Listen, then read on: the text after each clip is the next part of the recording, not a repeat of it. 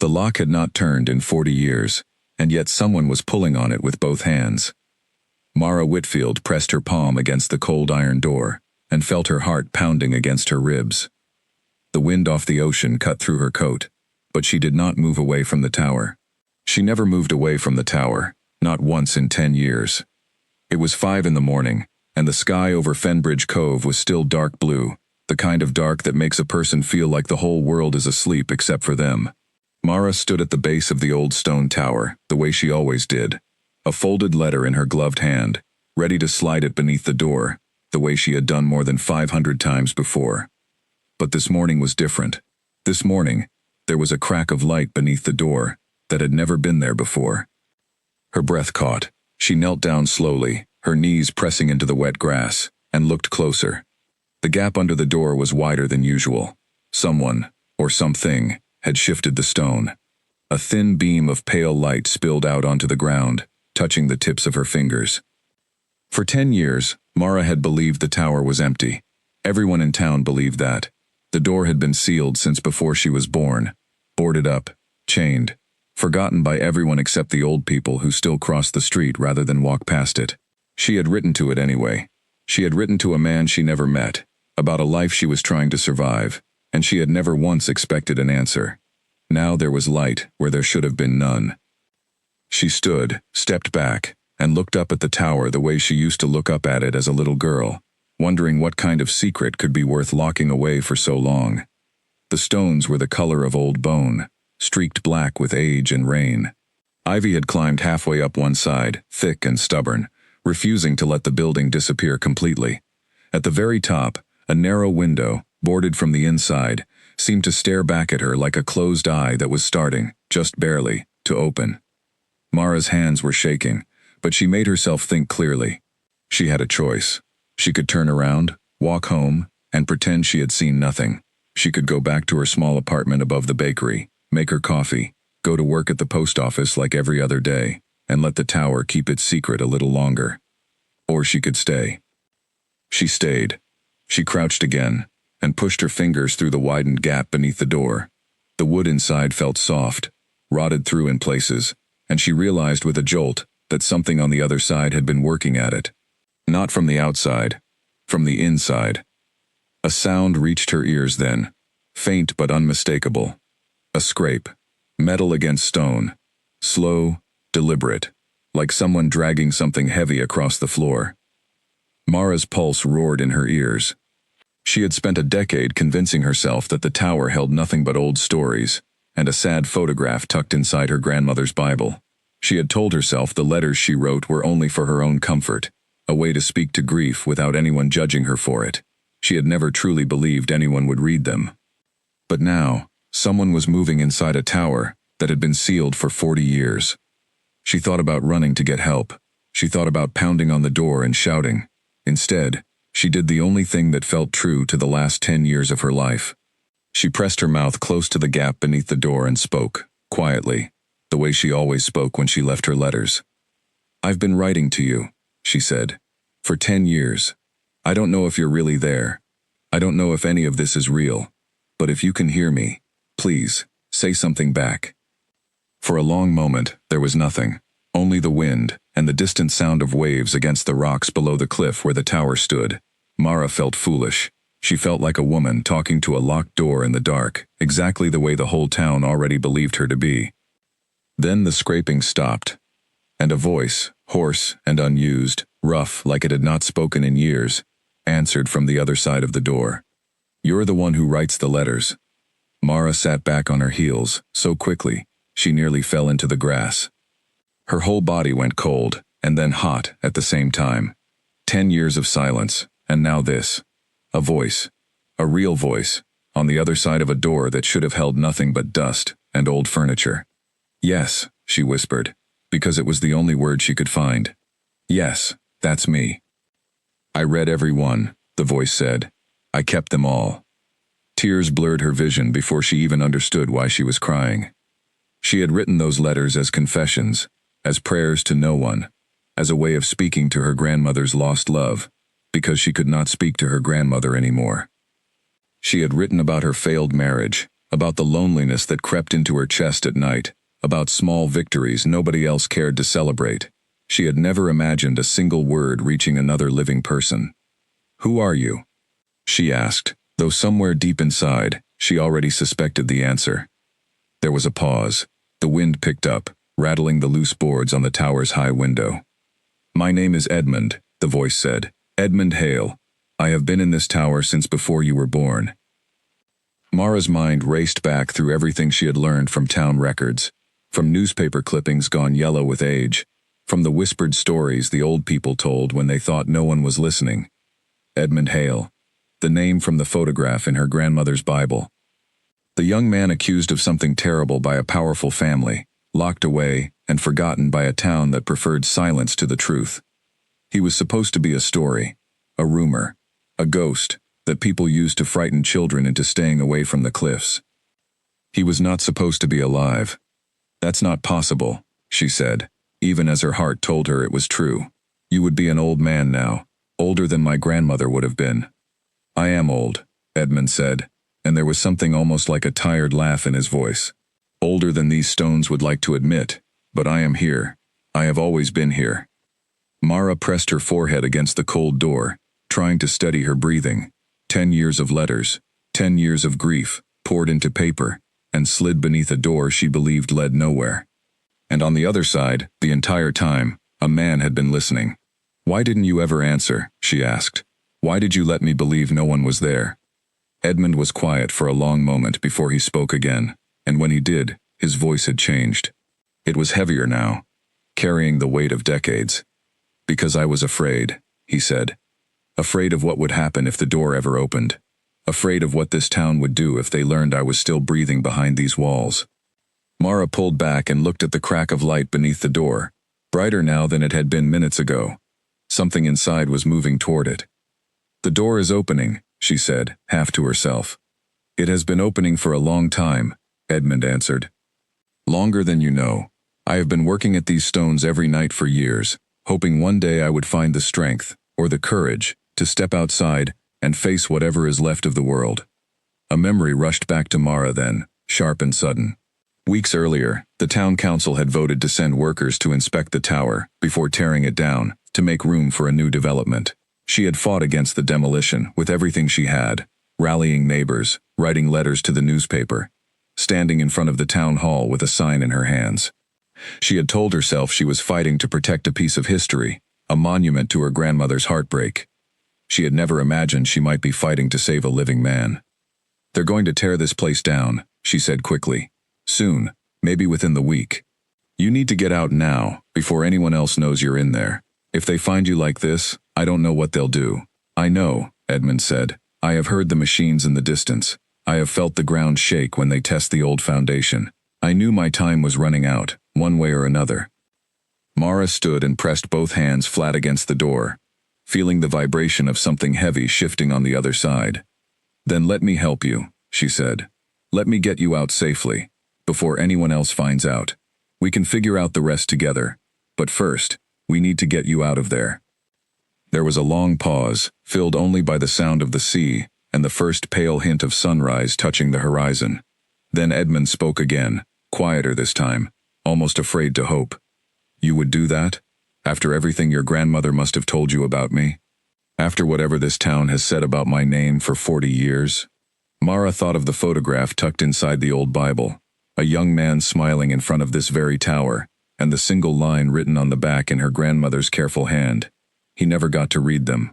She thought of every letter she had written, believing herself foolish, believing herself alone. "My grandmother loved you," she said. "I don't know the whole story yet, but I know that much. And whatever happened here, whatever this town did to you, I don't believe you deserve to spend 40 years locked away for it. Let me help you."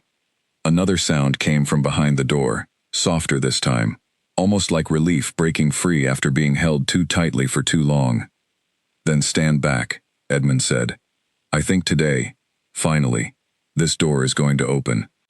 Mara stepped back into the wet grass, her whole body trembling with a mixture of fear and something close to joy. She had come to this tower every week for 10 years, believing she was speaking into emptiness, believing her letters vanished into nothing more than old stone and forgotten history. She had been wrong the entire time.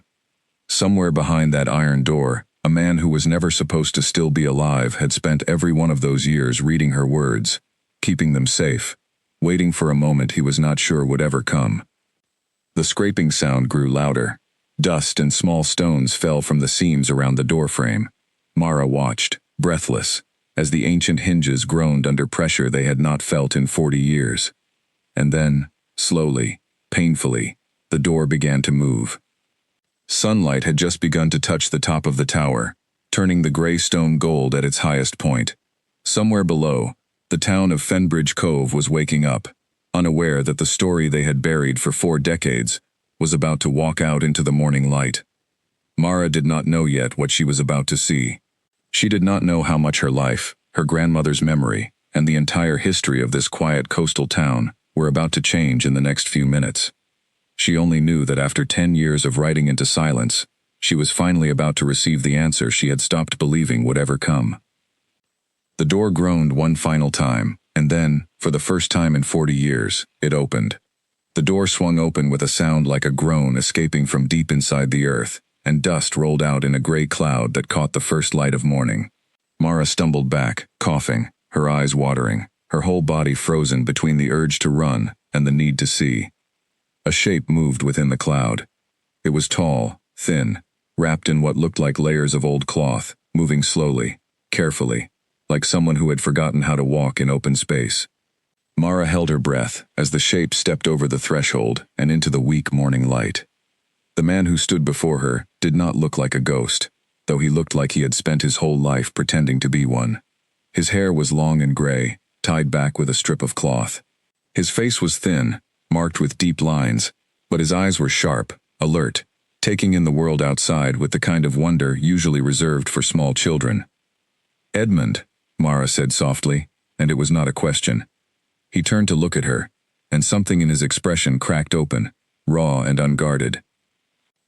"You look like her," he whispered. "You look so much like Eleanor." Mara's breath caught at the sound of her grandmother's name, spoken aloud by the very man she had written that name to, for years, without ever expecting a reply. "You knew her voice would carry to me," she said. "You knew who I was this whole time." "I knew from your very first letter," Edmund admitted. "You signed your name the same way she used to sign hers. Same careful loops on the M. I thought perhaps I was imagining it, that grief had finally taken my mind completely. But letter after letter, year after year, I understood. You were her granddaughter." Mara looked at him standing there in the pale light, a man who should not have existed anymore, a man the entire town believed had died decades ago, or vanished into some unmarked grave. She thought of every story whispered about the tower, every warning given to children to stay away from its shadow. "We don't have much time," she said, glancing nervously toward the road that led up from the town. "The workers will be here in a few days to start the demolition. If anyone sees you like this, if anyone realizes you've been alive in there this whole time, I don't know what will happen. People believed you were gone. Some believed you deserved to be gone."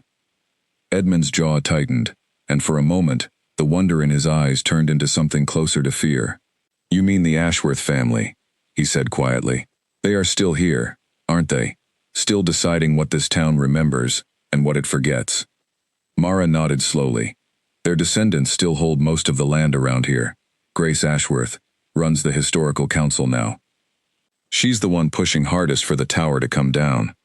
Edmund let out a slow breath, and something like old anger flickered behind his tired eyes.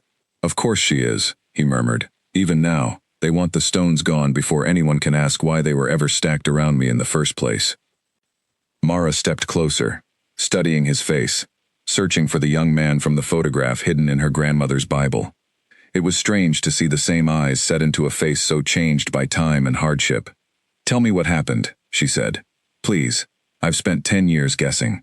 I want to hear it from you." Edmund glanced toward the horizon, where the sun was rising fully now, spilling gold across the water below the cliffs. "Not here," he said, "not out in the open like this. If anyone sees me standing outside this tower, the story will spread before I even have the chance to tell it myself." "Is there somewhere we can go? Somewhere quiet?" Mara thought quickly. Her apartment above the bakery was small, but it was private, and it was early enough that the streets of Fenbridge Cove were still mostly empty. "I have a place," she said. "It's not far. But we need to move now, before anyone sees us." She wrapped her scarf around his shoulders, covering as much of his unfamiliar appearance as she could, and together, they made their way down the narrow path from the tower, toward the sleeping town below.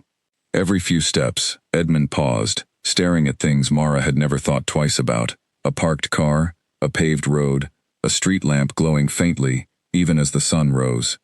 40 years was a long time to be cut off from the world, and she realized with a heavy heart just how much he had missed. "The world has changed," he said quietly, almost to himself. "Some of it," Mara answered. "Some of it hasn't changed at all. Not the parts that matter most." They reached her apartment without being seen, slipping through the back entrance and up a narrow staircase that smelled faintly of fresh bread from the bakery below. Once inside, Mara locked the door behind them and turned to find Edmund standing in the middle of her small living room, looking around at everything, with an expression somewhere between amazement and grief. "Sit," she said gently, guiding him toward the worn armchair near the window. "I'll get you something to eat. You must be starving." "I have not tasted real food in longer than I can remember," Edmund admitted. "I survived on rainwater and whatever I could grow along the cracks in the stone. It was never much. It was never enough. But it kept me alive long enough to keep reading your letters." Mara's chest tightened as she moved into her small kitchen, pulling together whatever she could find: bread, cheese, a pot of tea. Her hands shook slightly as she worked, her mind spinning with everything she had learned in the span of a single morning. A man locked away for 40 years.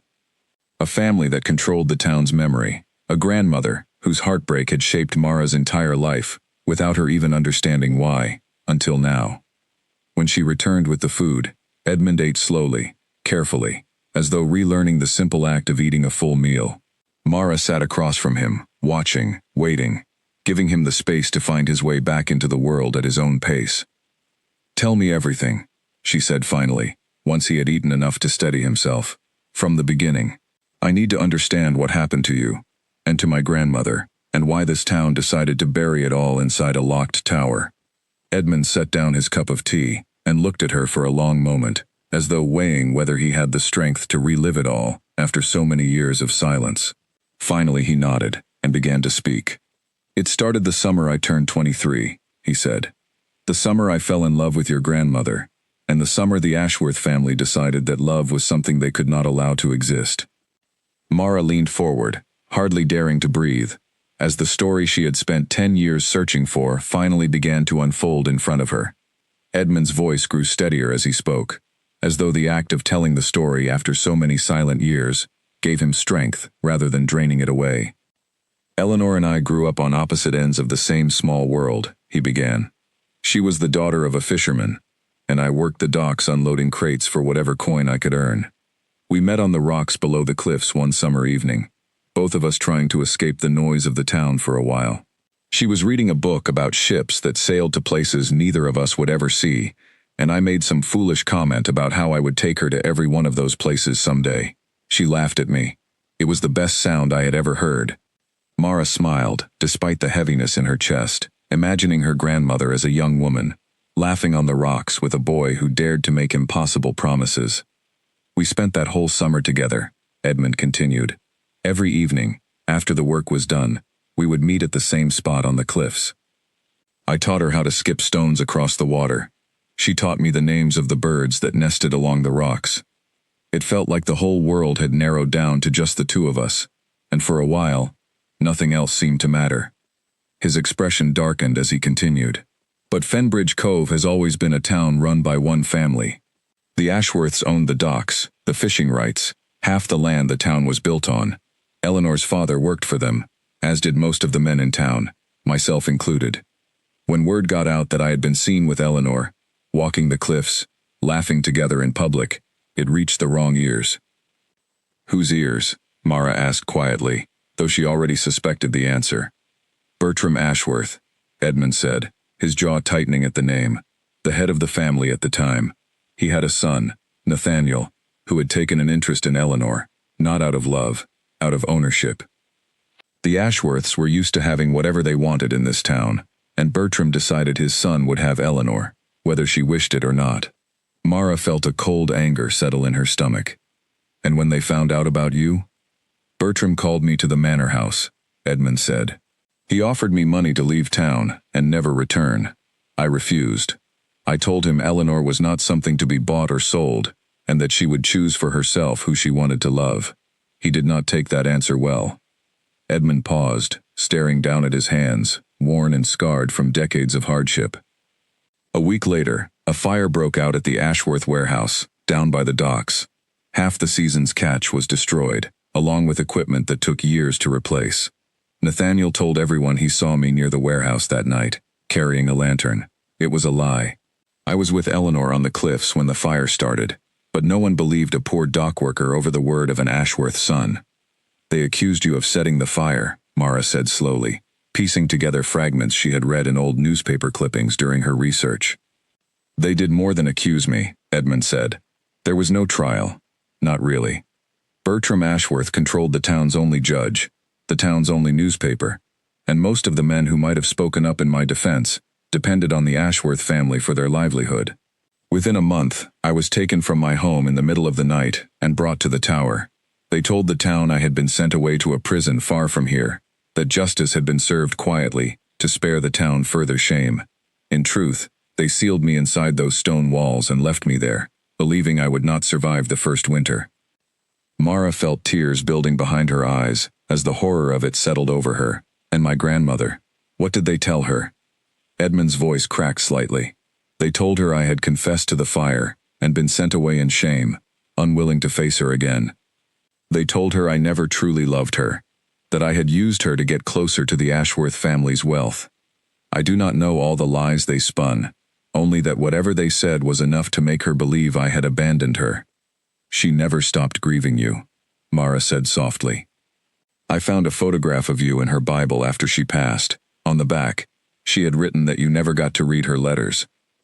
Edmund's eyes widened, and for the first time since stepping out of the tower, something like hope flickered across his tired features. She wrote to me? She must have, Mara said, her mind racing back through the pages of her grandmother's old belongings. I never understood what the note meant until now.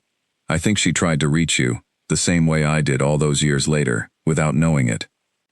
If she wrote letters, they never reached me, Edmund said. I received nothing from anyone, not for the first several years. I believed the whole town had simply erased me, that even Eleanor had turned away in shame at what they accused me of. It was not until much later, after I lost hope of ever hearing from anyone again, that your letters began arriving beneath my door.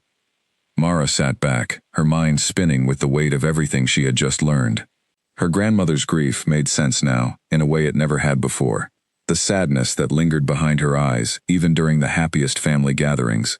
The way she used to stare out at the cliffs during long summer evenings, as though searching for something she had lost long ago. How did you survive all those years? Mara asked. Physically, I mean. How does a person live inside sealed stone walls for 4 decades? Edmund managed a faint, tired smile. The tower was not entirely without resources when they sealed me inside. There was a well beneath the lowest floor, fed by an underground spring, which gave me water. I found seeds carried in on the wind, and over the years, I managed to grow small amounts of food in whatever soil had gathered in the cracks of the stone floor. It was never enough to live comfortably, but it was enough to survive. And survival became its own kind of purpose, especially once your letters began arriving. Why didn't you ever try to escape sooner? Mara asked. If you found seeds and built small gardens, surely you found ways to work at the stones, long before I ever started writing to you. Edmund's expression grew somber. I tried. In the early years, I searched every corner of that tower for weaknesses in the stone, for any way out. But the Ashworth family built those walls to last, and I nearly lost my life more than once, attempting to break free. After several failed attempts, I began to believe escape was impossible, and I resigned myself to living out whatever years I had left within those walls, forgotten by the world. Then what changed? Mara asked. What made you start again? Your letters, Edmund said simply. The first one arrived nearly 10 years ago, slipped beneath the door on an ordinary morning. I remember reading it by the thin light that came through a crack near the base of the door, and something inside me that had been asleep for decades slowly began to wake up. You wrote about grief, about a grandmother you had lost, about a photograph and a name written on the back. You had no idea I was alive on the other side of that door, but somehow, reading your words made me want to survive long enough to find a way out and thank you in person. Mara felt her throat tighten with emotion. I had no idea, she whispered. I thought I was writing into nothing. I thought the letters would sit there forever, untouched, slowly turning to dust like everything else in that tower. They became my reason to keep working at the stones every single night, Edmund said. It took years, longer than I care to admit, but knowing someone on the other side of that door was thinking of me, even without realizing it, gave me a strength I had lost long before you were even born.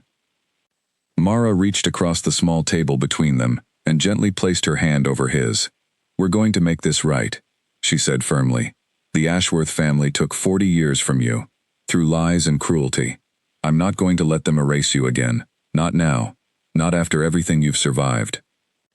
Edmund studied her face for a long moment, searching for the same determination he must have once seen in her grandmother's eyes so many years ago. The Ashworth family is still powerful in this town, he warned. If Grace Ashworth learns I am alive, she may go to great lengths to make sure the truth never reaches the public. You need to understand what you may be risking by helping me. Mara squeezed his hand gently, her voice steady despite the fear building quietly beneath her resolve. I've spent 10 years writing letters to a sealed door, believing I would never receive an answer. I'm not about to walk away now that I finally have one. Whatever it takes, we're going to clear your name, and we're going to make sure this town finally faces the truth it buried alongside you. Outside the small apartment window, the town of Fenbridge Cove continued its quiet morning routine, unaware that the secret buried in stone for 4 decades had finally stepped out into the light, and that the fight to protect that secret from being silenced all over again was only just beginning. A knock on the apartment door made both of them freeze. Mara's eyes shot to Edmund, who had gone completely still in the armchair, his body tensing the way a man learns to tense after decades of hiding. She pressed a finger to her lips and moved quietly toward the door, peering through the small gap in the curtains beside it. It was her neighbor, Lucy Fairweather, holding a small basket of pastries from the bakery below. Mara exhaled slowly and glanced back at Edmund. Stay quiet, she whispered. I'll get rid of her. She opened the door just enough to slip through, closing it firmly behind her. Lucy smiled brightly, completely unaware of the tension humming just behind the door. I saw your light on so early, and thought I'd bring you something warm, Lucy said. Everything all right? You look pale. I'm fine, Mara said quickly, forcing a smile. Just didn't sleep well. Thank you for the pastries. Lucy studied her for a moment longer than felt comfortable, the way old friends sometimes do when they sense something is being left unsaid. You've been different lately, she said gently. Ever since you started that whole campaign to save the tower. Is everything okay, Mara? Everything's fine, Mara repeated, taking the basket. I just need some time this morning. I'll come by the bakery later, I promise. Lucy nodded slowly, clearly unconvinced but unwilling to push further. All right, take care of yourself. She turned and made her way back down the narrow staircase, and Mara waited until she heard the bakery door close below before slipping back inside her apartment. Edmund was standing near the window now, peering out carefully from behind the curtain, watching the quiet street below, with an expression of quiet longing. It has been so long since I've seen ordinary people simply living their lives, he said softly. Walking to work, talking with neighbors. I had almost forgotten what it looked like. Mara set the basket down and joined him at the window. It won't stay simple for long, she said. Not once people learn the truth. We need a plan before anyone else finds out you're here. Edmund turned to face her, his expression serious. What did you have in mind? First, we need proof, Mara said, pacing slowly across the small living room as her mind worked through the pieces. Proof that clears your name of the fire, and proof that shows what the Ashworth family did to you. Without that, it will simply be your word against theirs, and we both know how this town has treated your word in the past. After 40 years, what proof could possibly remain? Edmund asked, a note of doubt creeping into his voice. Bertram Ashworth is long dead. The men who helped him seal me away are dead as well. Whatever records existed were likely destroyed decades ago to protect the family name. Not everything, Mara said. I've spent months researching Old Town records for the Historical Preservation Campaign. There are files in the town archive that haven't been touched in decades. Insurance claims from the warehouse fire, witness statements, court documents from whatever excuse for a trial they held. If we can find the original insurance report on the fire, it might show inconsistencies with the story Nathaniel Ashworth told. Edmund's eyes sharpened with cautious hope. You believe there is something in those records that could clear my name? I believe it's worth looking, Mara said. But we need to be careful. If Grace Ashworth catches wind that we're digging into old fire records connected to her family, she'll shut down access to the archive before we ever find what we need. Then how do we get to these records without drawing attention? Edmund asked. Mara thought for a moment, running through everyone she knew in town who might be willing to help without asking too many questions. Her mind landed on one name. Walter Pike, she said. He's the oldest man in Fenbridge Cove, and he spent years volunteering at the town archive. If anyone knows where old records from that era are stored, and if anyone might be willing to help us without reporting back to the Ashworth family, it's him. Can he be trusted? Edmund asked carefully. He's the one who first told me fragments of your story, Mara said. He remembers a version of the truth that the rest of the town has tried to forget. I think he's been waiting a long time for someone to finally ask the right questions. Edmund nodded slowly, though worry still lingered in his tired eyes. And what about me? I cannot exactly walk through town in broad daylight without drawing every eye in Fenbridge Cove. Mara glanced at him, taking in his gaunt frame, his long gray hair, the strange, layered clothing that had kept him alive inside cold stone walls for decades. You'll stay here, she said. It's not much, but it's safe, and no one will think to look for you in my apartment. I'll bring you proper clothes, and once we have a clearer plan, we can decide the safest way to bring you forward publicly. You would risk your own safety for a stranger, Edmund said quietly. It was not quite a question. You're not a stranger, Mara said. You've been part of my life since I was a little girl, standing outside that tower, wondering what kind of secret could be worth locking away for so long. And you kept every letter I ever wrote you, even when you had no reason to believe anyone was truly listening. That means something to me. Edmund's throat worked as he tried to find words equal to the moment, but before he could speak, Mara's phone buzzed sharply on the kitchen counter. She crossed the room and glanced at the screen, her stomach tightening as she read the notification. It's from the town council, she said, scrolling quickly through the message. They've moved up the demolition inspection. Workers are being sent to the tower this afternoon to begin preparing it for teardown. Edmund's face paled. This afternoon? That's far sooner than you expected. Someone must have pushed the timeline forward, Mara said, her mind racing. Grace Ashworth has been pressuring the council for weeks to move faster on the development project. If workers go inside that tower today, they'll find your garden, your bedding, evidence that someone has been living there for years. There's no way to explain that away without questions being asked. Then we need to remove whatever evidence remains before they arrive, Edmund said, already moving toward the door despite the risk of being seen outside. No, Mara said firmly, stepping in front of him. If you go back there and someone sees you, it's over before we even have a chance to build our case. Let me handle the tower. You need to stay here, out of sight, while I figure out how to slow down the inspection. And if you cannot slow it down, Edmund asked, worry etched deep into his features. What happens if they find proof that I have been alive inside those walls, before we have any way to explain the truth? Mara did not have an answer, not yet. She only knew that the 10 years of letters she had written into what she believed was empty silence had led to this exact moment, and she was not about to let the truth be buried again, after everything it had taken to finally bring it into the light. I'll find a way, she said, grabbing her coat from the hook by the door. Stay here. Lock the door behind me, and don't answer for anyone but me. I'll be back as soon as I can. She stepped out into the cool morning air, her heart pounding with a mixture of fear and fierce determination, and made her way quickly toward the town hall, praying she could buy them enough time before the machines arrived at the tower and threatened to bury the truth all over again. Walter Pike's small cottage sat at the edge of town, close enough to the archive building that he could walk there each morning without needing a car. Mara arrived breathless, her knuckles rapping urgently against his weathered front door. The old man opened it slowly, blinking against the morning light, his silver hair standing up in soft tufts from sleep. "Mara," he said, surprise crossing his lined face. "It's barely past sunrise. What's happened?" "I need your help," Mara said, glancing nervously over her shoulder at the quiet street behind her. "Can I come in? It's important, and I don't have much time."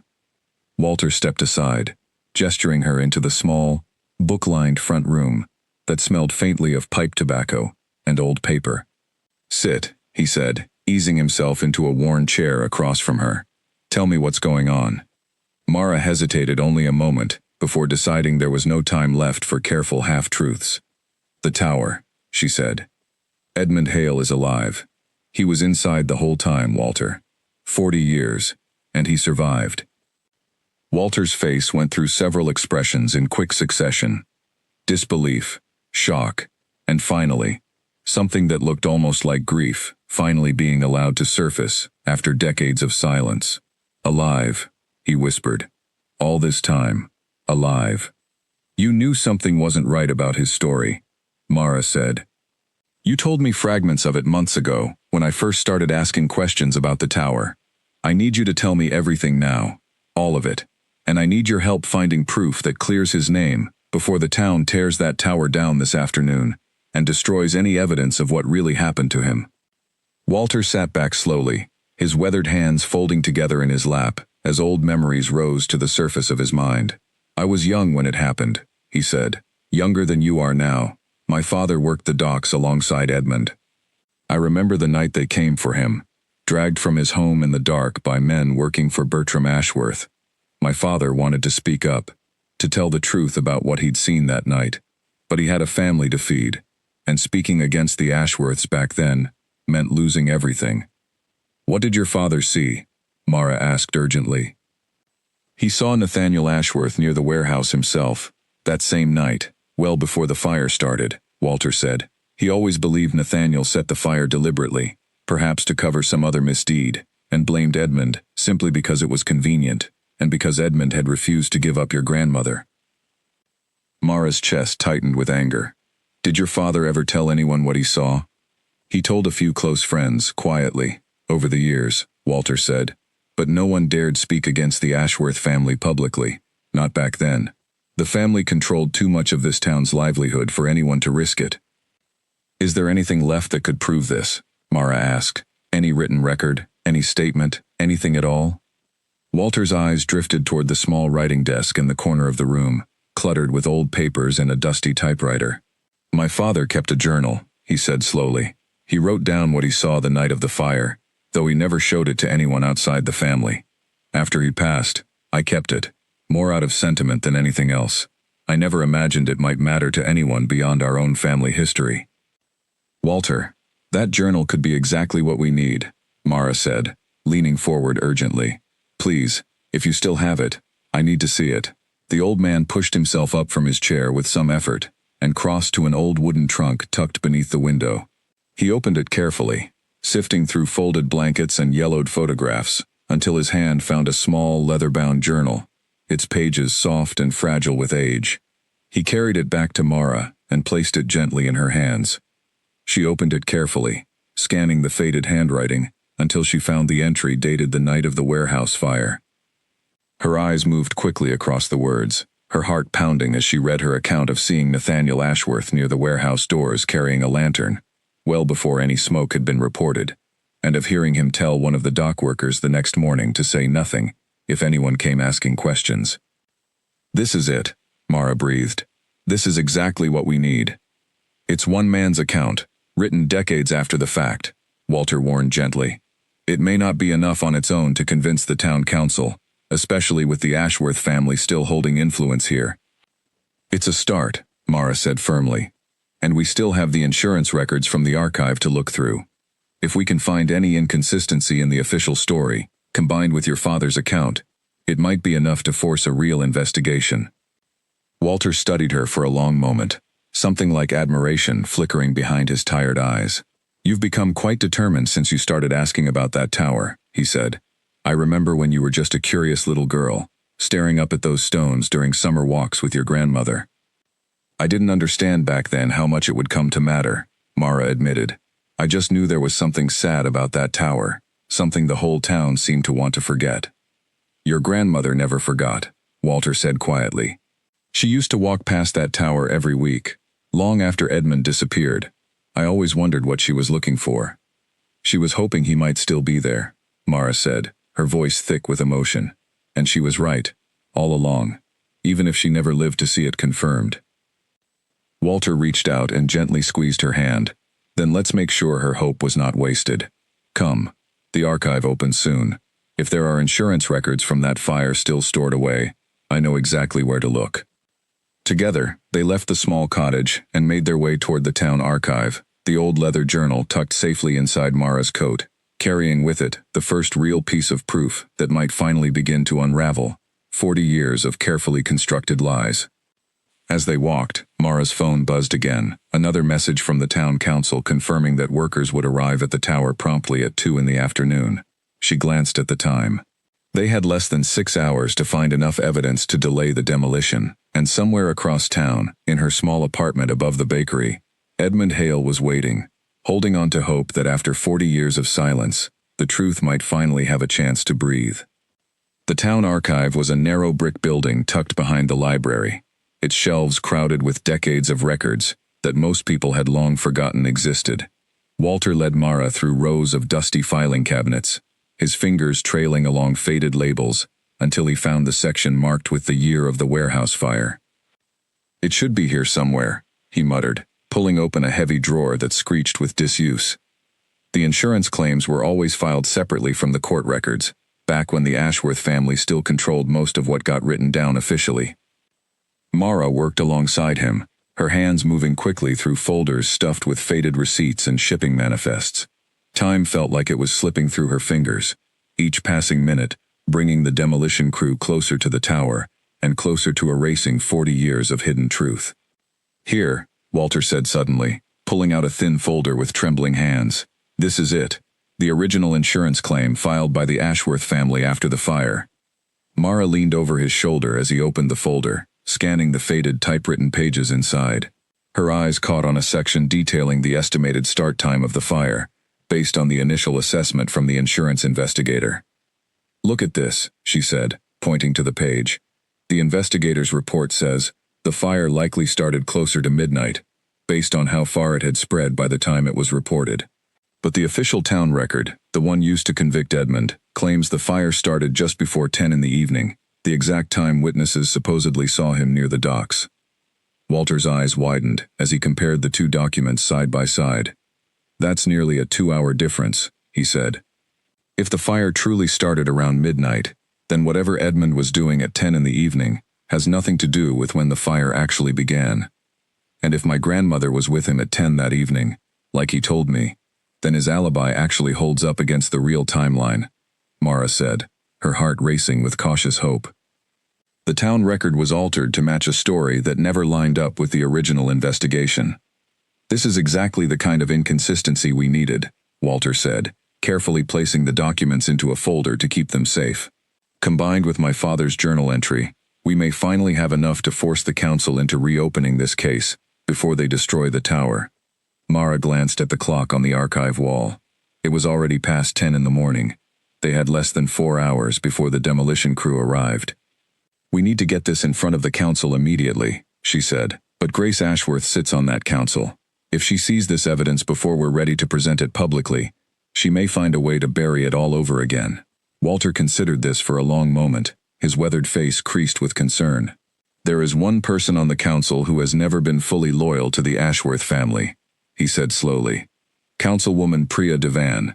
She's newer to the council, and I've heard she has her own concerns about how much influence the Ashworth family still holds over this town's decisions. Do you think she would help us? Mara asked.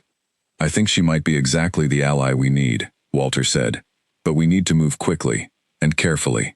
If word reaches Grace Ashworth before we've secured support from the rest of the council, she may push the demolition forward even faster, just to eliminate the risk entirely. Mara gathered the folder of evidence carefully, her mind already racing ahead to the conversation she would need to have with Councilwoman Devan. But before they could leave the archive, the door swung open, and a familiar, sharp voice cut through the quiet room. "Well," Grace Ashworth said coolly, stepping inside with an expression of polite curiosity that did nothing to mask the calculation behind her eyes. "I didn't expect to find you two digging through old records this early in the morning. Researching something interesting?" Mara's stomach dropped, but she forced her expression to remain calm, tucking the folder of evidence discreetly beneath her arm. "Just continuing my research for the historical preservation campaign," she said evenly. "Trying to gather everything I can before the tower comes down this afternoon." Grace's sharp eyes flicked toward the folder Mara was holding, lingering there a fraction too long for comfort. "How admirable," she said, her tone carrying an edge Mara did not like. "It's a shame, really, that so much history gets lost when old buildings finally come down.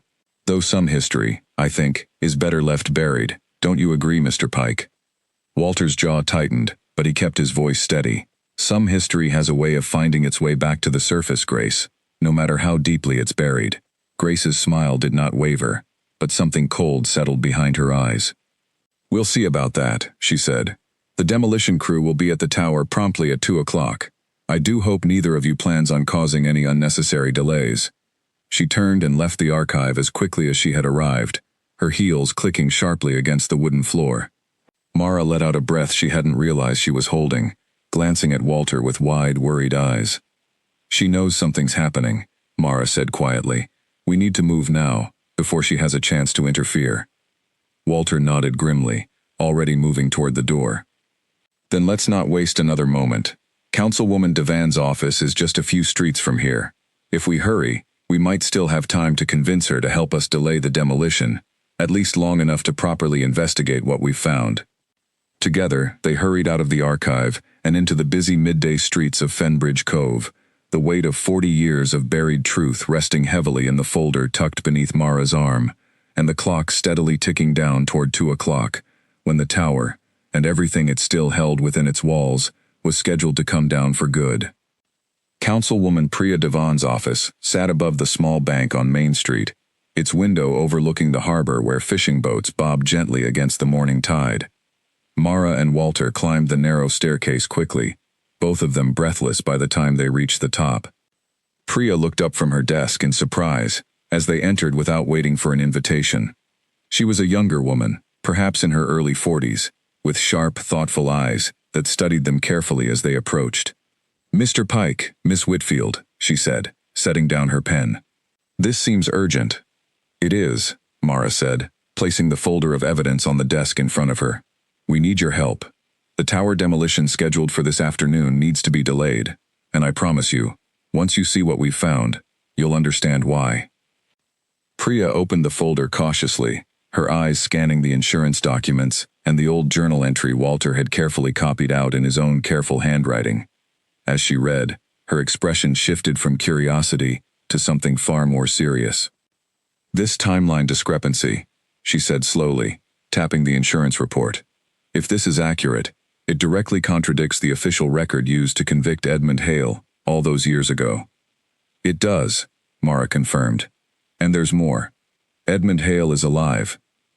He's been alive this entire time, sealed inside that tower, and if the demolition proceeds this afternoon, whatever remains of his story, whatever evidence exists of what really happened to him, could be destroyed forever." Priya's eyes widened sharply. "Alive," she repeated. "Are you certain?" "I spoke with him myself this morning," Mara said. "He's safe for now, but we need time. Time to properly investigate this evidence. Time to bring this story forward the right way, without giving Grace Ashworth the chance to bury it all over again."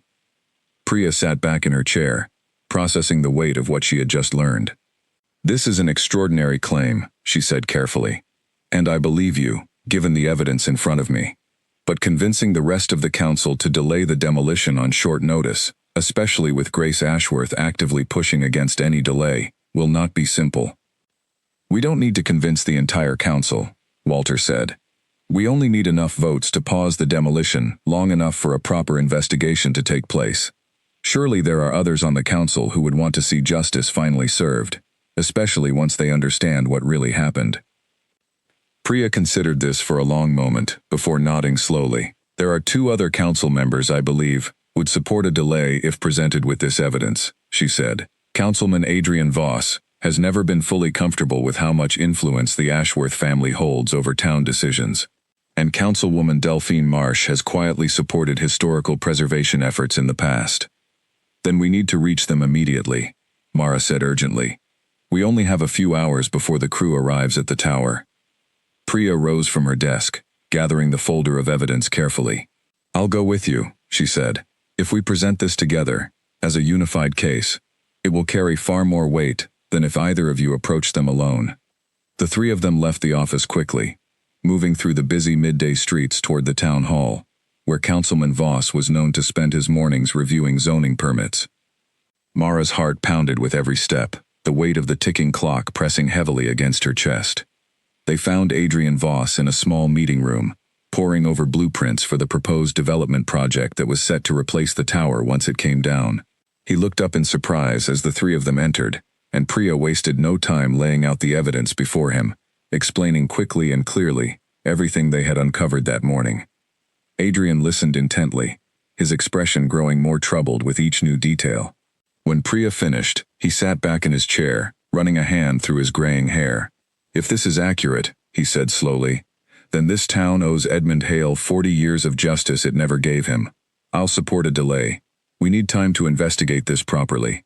Relief washed over Mara, though she knew their fight was far from finished. Thank you, she said sincerely. We need to reach Councilwoman Marsh as well, and we need to move quickly. They found Delphine Marsh at the small cafe near the harbor, and after hearing the same evidence laid out before her, she too agreed to support an emergency vote to delay the demolition pending further investigation. With 3 council members now aligned, Priya moved quickly to call an emergency session, using her authority to request an immediate vote before the demolition crew's scheduled arrival at 2 o'clock. Word spread quickly through the small town hall as council members gathered, murmurs rippling through the room as rumors began circulating about what new evidence had suddenly emerged. Grace Ashworth arrived precisely at 1:30, her expression carefully composed, though Mara could see the tension simmering just beneath the surface as she took her seat at the head of the council table. I understand there's been a request for an emergency session, Grace said coolly, glancing around the room. Might I ask what new information could possibly justify delaying a demolition that has already been approved and scheduled? Priya stood, placing the folder of evidence firmly on the table in front of the full council. New evidence has come to light regarding the fire that led to Edmund Hale's imprisonment 40 years ago, she said clearly. Evidence that directly contradicts the official record used to convict him. Given the seriousness of these findings, we are requesting an immediate delay of the tower's demolition, pending a full and proper investigation.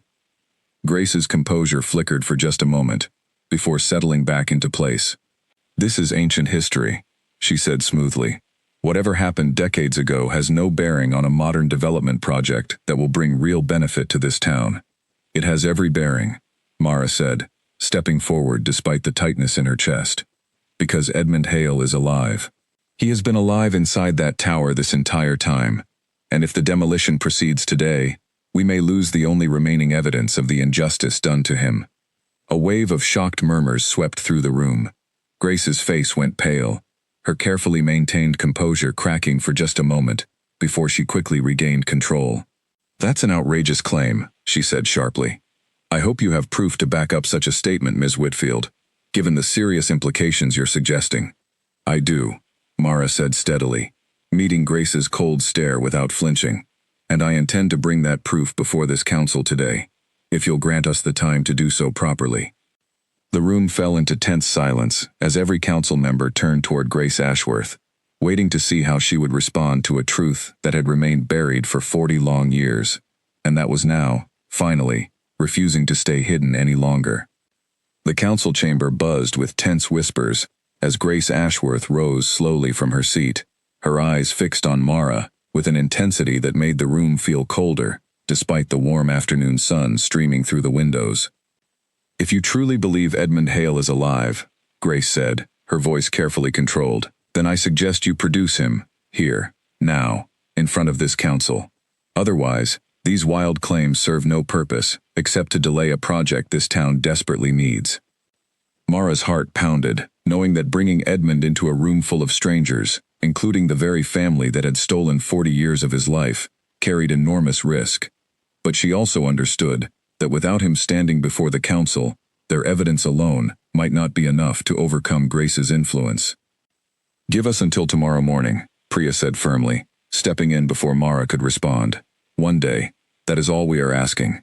If Edmund Hale truly exists, and if the evidence we've gathered holds up under proper scrutiny, then the council can make an informed decision. But moving forward with demolition this afternoon, before any of this can be properly investigated, would be reckless and potentially destroy evidence critical to correcting a 40-year injustice." Councilman Voss nodded in agreement. "I move that we delay the demolition 24 hours, pending review of the evidence presented today." Councilwoman Marsh seconded the motion immediately. The room fell silent as the council prepared to vote, Grace Ashworth's expression carefully blank as she surveyed the faces around the table, calculating her next move. "All in favor of a 24-hour delay," the council chair called out. 4 hands rose, including Priya's, Adrian's, and Delphine's. Grace's hand remained firmly in her lap, her jaw tight with barely restrained frustration. The motion passed, 4 votes to 1, with 2 council members abstaining entirely. "The demolition will be delayed 24 hours, the chair announced. "This session is adjourned. We will reconvene tomorrow morning to review the evidence in full." As the room began to clear, Grace approached Mara directly, her voice low enough that only Mara could hear her words. "You have no idea what you're stirring up," she said quietly.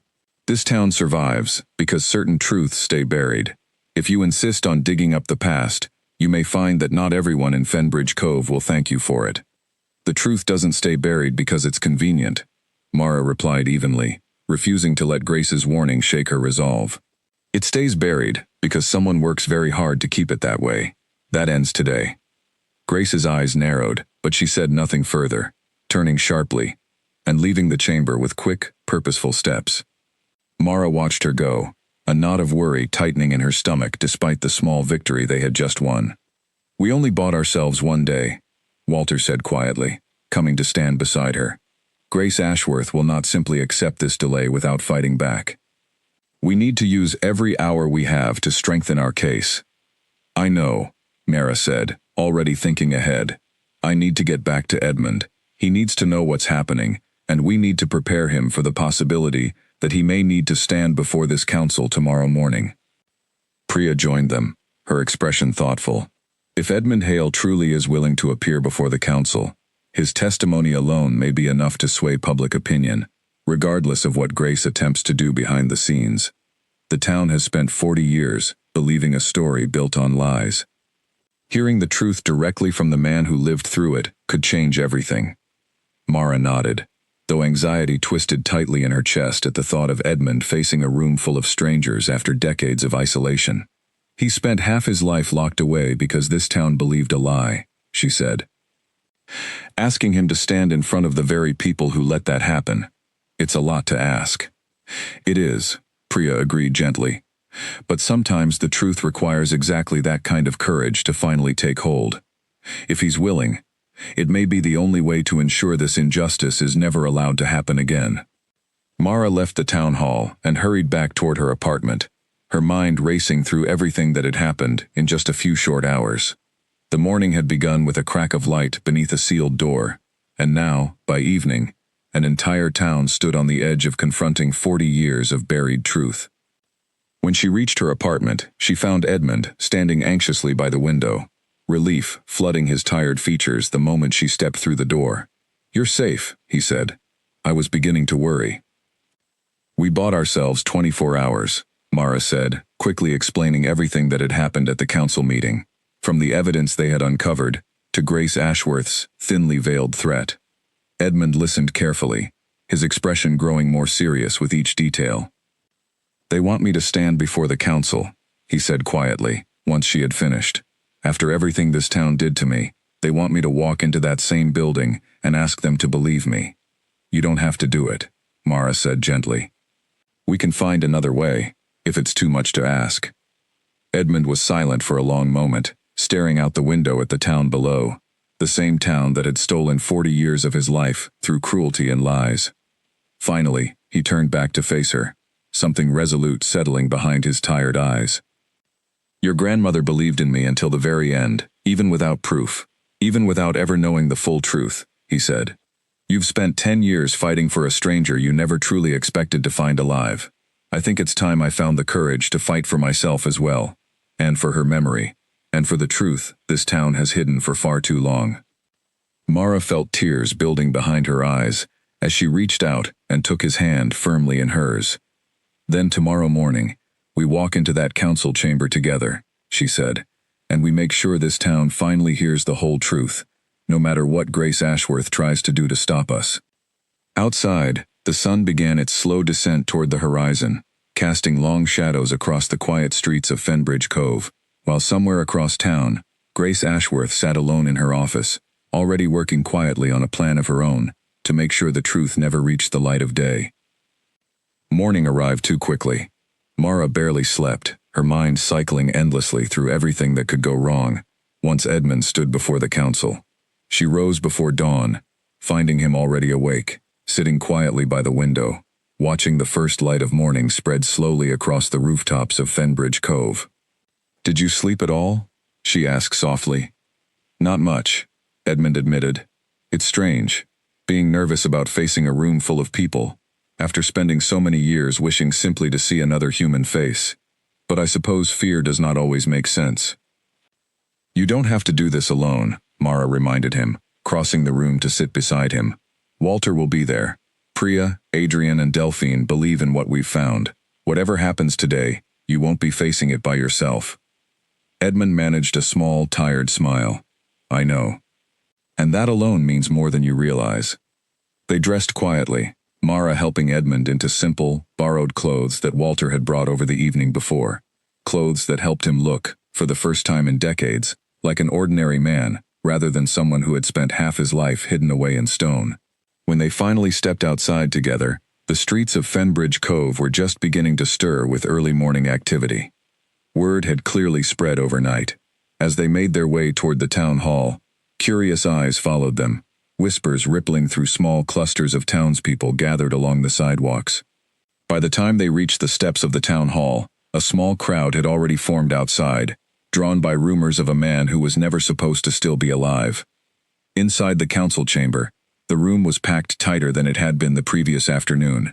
Word of yesterday's emergency session had spread through the town overnight, and it seemed as though half of Fenbridge Cove had come to witness whatever was about to unfold. Grace Ashworth sat at the head of the table, her expression carefully composed, though Mara noticed the slight tension in her shoulders as Edmund walked into the room beside her. Whispers rippled through the crowd the moment people recognized the gaunt, weathered features that so closely resembled the old photographs still circulating from decades ago. Order, the council chair called, quieting the murmuring crowd. This session is called to continue yesterday's review of new evidence presented regarding the case of Edmund Hale. Given the extraordinary nature of these claims, we will hear testimony directly, beginning with Mr. Hale himself, if he is willing. Edmund rose slowly from his seat beside Mara, his hands trembling slightly as he made his way to the front of the chamber. He took a steadying breath, looking out over the crowd of faces, some curious, some skeptical, some openly hostile, all waiting to hear what he had to say. My name is Edmund Hale, he began, his voice quiet but steady.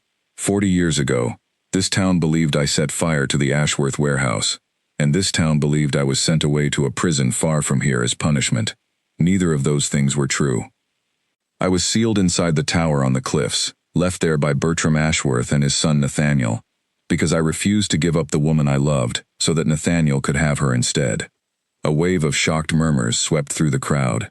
Grace's face remained carefully still, though her knuckles whitened slightly where her hands rested against the table.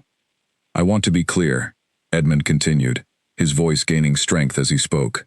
I hold no reason to lie about any of this. I have nothing left to gain except the truth finally being heard, after 40 years of silence. I survived inside that tower because I refused to let the lies told about me be the final word on who I truly was. Priya stood then, presenting the evidence they had gathered, the insurance report showing the timeline discrepancy, and Walter's father's journal entry describing Nathaniel Ashworth's presence near the warehouse well before the fire began. She laid it all out clearly and methodically, allowing the full council and the gathered crowd to see exactly how the official story had been altered to protect the Ashworth family's reputation, at the cost of an innocent man's freedom. When she finished, the chamber fell into heavy silence, broken only by the soft rustle of the crowd, shifting uncomfortably in their seats. Grace Ashworth rose slowly, her composure finally beginning to crack under the weight of the evidence laid bare before the entire town. "This is a family tragedy that happened long before I was born," she said, her voice tighter than before. "Whatever my grandfather and father may have done, it has nothing to do with me, and certainly nothing to do with the development project this town needs today. It has everything to do with you," Mara said, standing from her seat, unable to stay silent any longer. "Because you knew. You knew there was something inside that tower worth hiding, and that's exactly why you pushed so hard to have it demolished before anyone could look too closely. You were protecting your family's lies, the same way your grandfather and father did decades ago." Grace's eyes flashed with something close to panic before she quickly composed herself again. "I was protecting this town's future," she said sharply, "not covering up some ancient scandal." "Then why move up the demolition timeline so suddenly?" Priya asked pointedly. "Why push so hard against even a simple 24-hour delay to investigate serious new evidence? If you truly had nothing to hide, Grace, a short delay should not have concerned you at all." The room fell silent again, all eyes turning toward Grace Ashworth, waiting for an answer that did not come.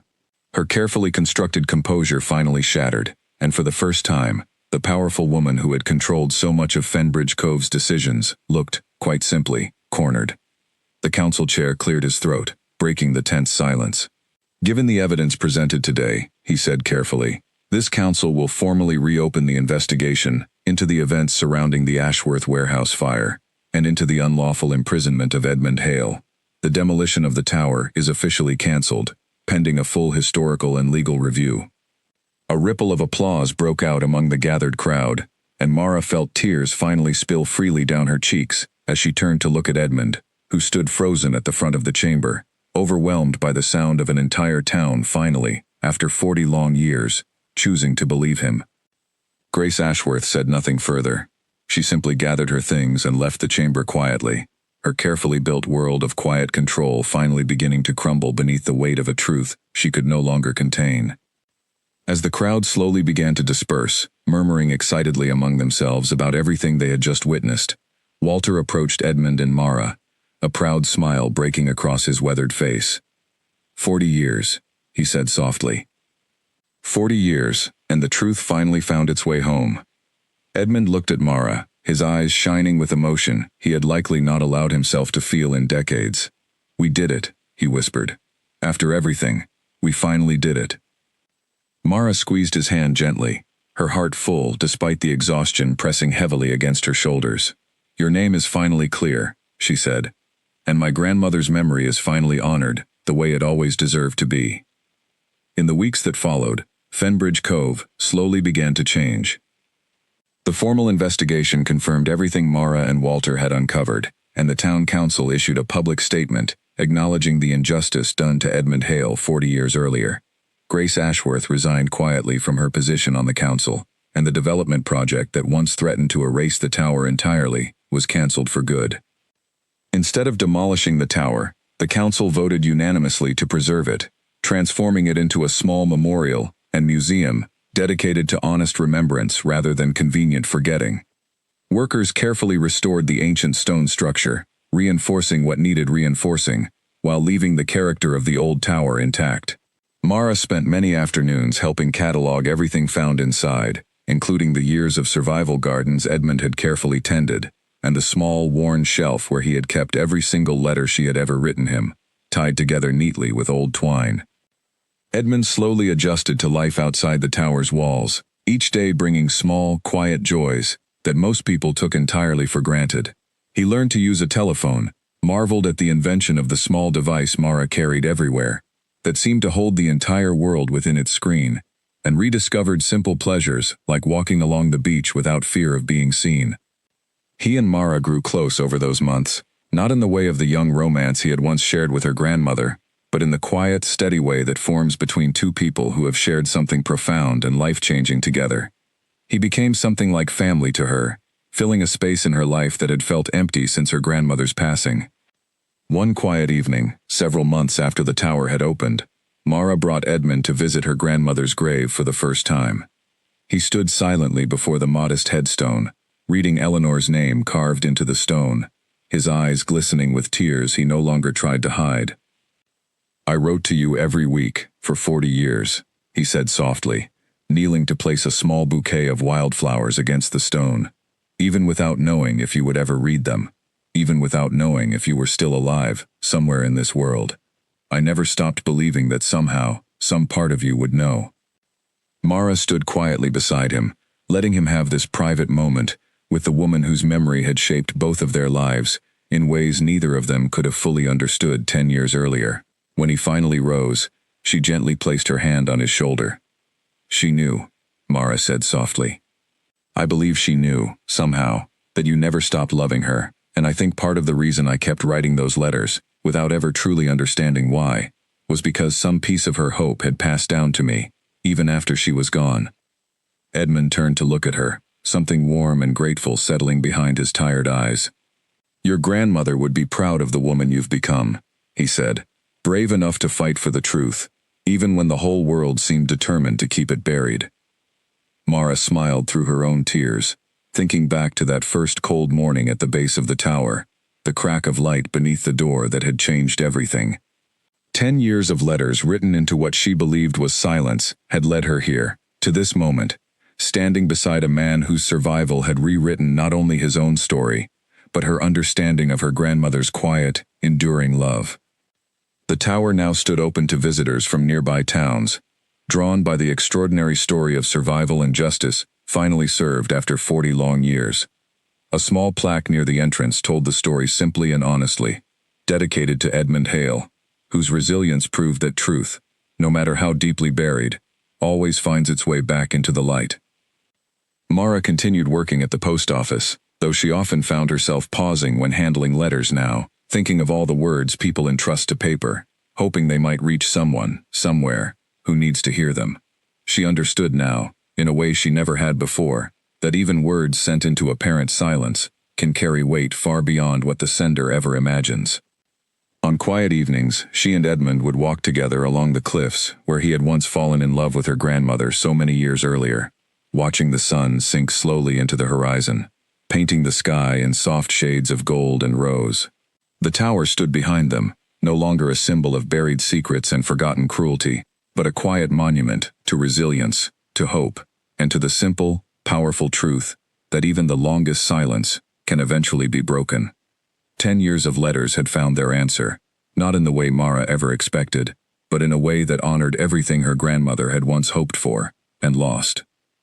And as the tower stood open at last, welcoming light into corners that had known only darkness for 4 decades, Fenbridge Cove finally learned what Mara had always believed, deep in her heart, even during the loneliest years of writing into what felt like endless silence. Some truths, no matter how long they are buried, will always find their way home,